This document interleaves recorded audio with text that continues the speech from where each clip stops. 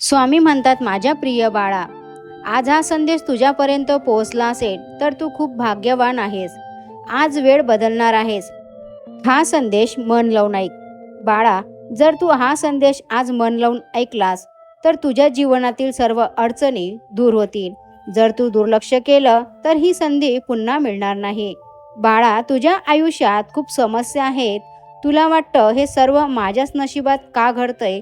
रात्रभर विचारांनी झोप लागत नाही. सतत कुठली ना कुठली चिंता, भीती मनात घर करून असते. मनात एकच प्रश्न, हे कधी संपणार आहे. स्वामी म्हणतात, मी तुझं दुःख पाहतोय आणि बाळा, मी शांत बसणार नाही. या क्षणापासून स्वामी स्वतः तुझ्या आयुष्यात बदल करतायत. ते म्हणतायत, भिवू नकोस, मी तुझ्या पाठीशी आहे आणि माझे चमत्कार तुझ्यापर्यंत नक्की पोहोचतील. ज्या घरात माझं नाव घेतलं जातं त्या घरात संकट जास्त काळ टिकत नाही. तू कदाचित थकला आहेस, पण बाळा, मी थकलो नाही. लक्ष देऊ नये. आजपासून तुझ्या घरात चांगले बदल सुरू होणार आहेत. हळूहळू ज्या समस्या तुला मोठ्या वाटत होत्या त्या समस्या आपोआप सुटायला लागतील आणि हळूहळू तुझे दुःख दूर होईल. बाळा, आमच्यावर विश्वास ठेव. तुझे वाईट कधीच होऊ देणार नाही. मी तुझ्या घरात सकारात्मक ऊर्जा पाठवत आहे. माझ्या प्रिय बाळा, या सकारात्मक ऊर्जेची गरज असल्यास कमेंटमध्ये मनापासून टाईप करा. मी आत्तापासून स्वामींच्या कृपेने खूप श्रीमंत आहे. मी खूप भाग्यशाली आहे. माझे आयुष्य पूर्णपणे बदलणार आहे. माझे भाग्य चमकणार आहे. स्वामी माझे व माझ्या कुटुंबाचे रक्षण करत आहेत. माझ्या आयुष्यातील सर्व समस्या दूर झाल्या आहेत. सर्व मनात सकारात्मक प्रार्थना करा. आयुष्य तुमचं नक्कीच बदलेल.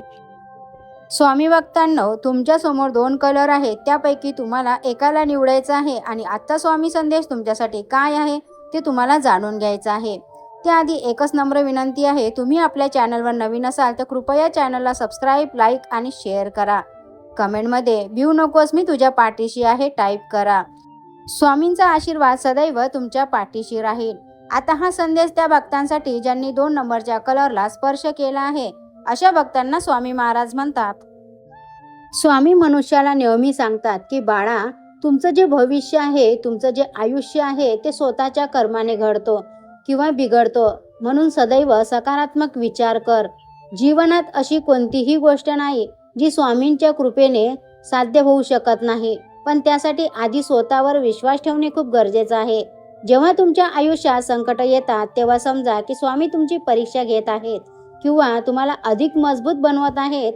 भिवू नकोस, मी तुझ्या पाठीशी आहे हा मंत्र सांगतो की भीती तुमच्या प्रगतीमधील सर्वात मोठा अडथळा आहे. तुमच्या मनात भीती असेल तर तुम्ही प्रगती कधीच करू शकत नाही आणि स्वामींचा हात तुमच्या पाठीवर असताना घाबरण्याचे कारणच नाही.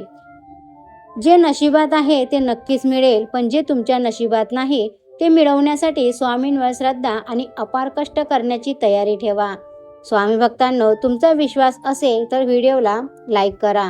तू करतोस कशाला चिंता. स्वामी म्हणतात, बाळा, चिंता करू नकोस. तुझा भार मी वाहतो आहे. फक्त तू तुझे कर्म प्रामाणिक कर. मन शांत असेल तरच स्वामींचे अस्तित्व जाणवते. चंचल मनात फक्त शंका उतरतात, श्रद्धा नाही.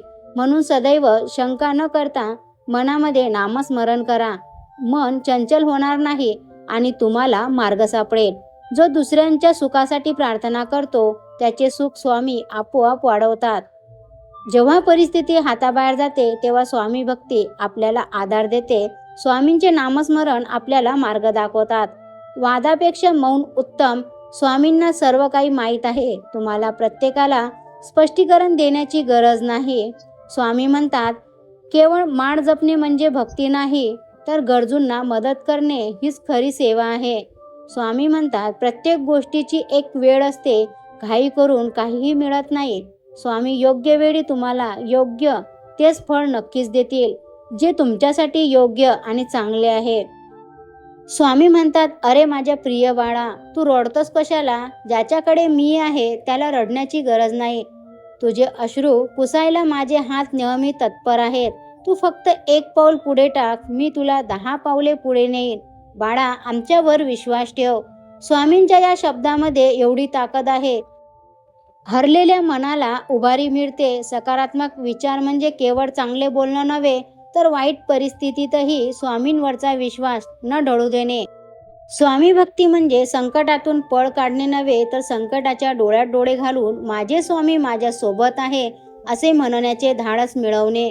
आयुष्यात कितीही अंधार असला तरी स्वामींच्या कृपेचा एक दिवा तुमच्या आयुष्यातील सर्व अंधार दूर करण्यास समर्थ आहे.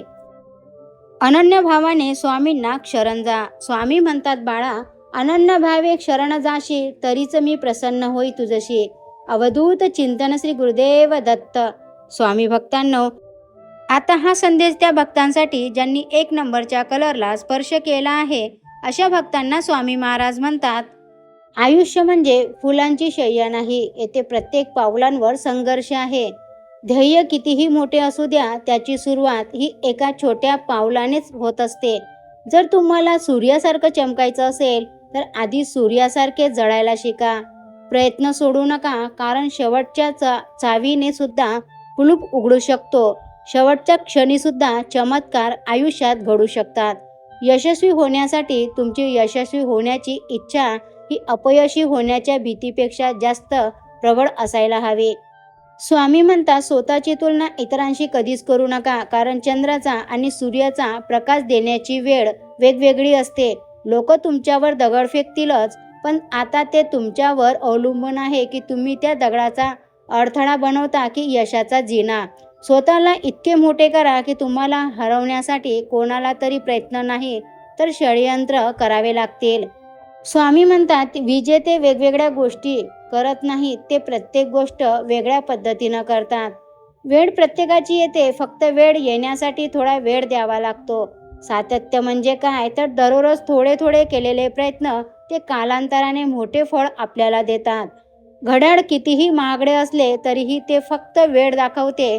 वेळ बदलण्याची काम मात्र तुम्हालाच करावं लागतं. स्वामी म्हणतात, बाळा, कधी कधी तुमचं आयुष्य तुम्हाला खाली पाडते, कारण त्याला तुम्हाला उडण्यासाठी पुन्हा बळ द्यायचं असतं. म्हणून कधीही न घाबरता आपले प्रयत्न करत राहा. अपयश म्हणजे पराभव नाही, तर अपयश म्हणजे यशाच्या मार्गावरील एक छोटासा. स्वामी म्हणतात, बाळा, जेव्हा तुम्हाला वाटेल की सर्व काही संपलं आहे, तेव्हा खरी नवीन सुरुवात होते. जिंकण्याची मजा तेव्हाच येते जेव्हा सर्वजण तुमच्या हरण्याची वाट पाहत असतात. मोठी स्वप्न पाहणाऱ्यांची स्वप्न नेहमीच पूर्ण होतात, कारण त्यांच्याकडे ती पूर्ण करण्याची जिद्द असते. प्रवाहानुसार पोहणे सोपे असते, पण प्रवाह बदलून पोहणे हाच खरा पुरुषार्थ आहे. मैदानात हरलेला माणूस पुन्हा जिंकू शकतो, पण मनातून हरलेला माणूस हा कधीच जिंकू शकत नाही. स्वामी म्हणतात, बाळा, माणूस श्रीमंत असून चालत नाही, त्याचे विचार श्रीमंत असावे लागतात. मनामध्ये प्रेम, श्रद्धा, विश्वास असावा लागते. दुसऱ्यांविषयी आदर असावा लागतो. शब्दांना धार नसावी, तर आधार असावा. चांगल्या लोकांची सोबत म्हणजे चंदनासारखी असते. ते स्वतः झिंजतात, पण इतरांना सुगंध देऊन जातात. लोक काय म्हणतील याचा विचार करू नका, कारण लोक तर देवालाही नावं ठेवतात. नशिबात जे आहे ते पळून जाईल, पण कर्माने जे तुम्हाला मिळवलेलं आहे ते कधीच जाणार नाही.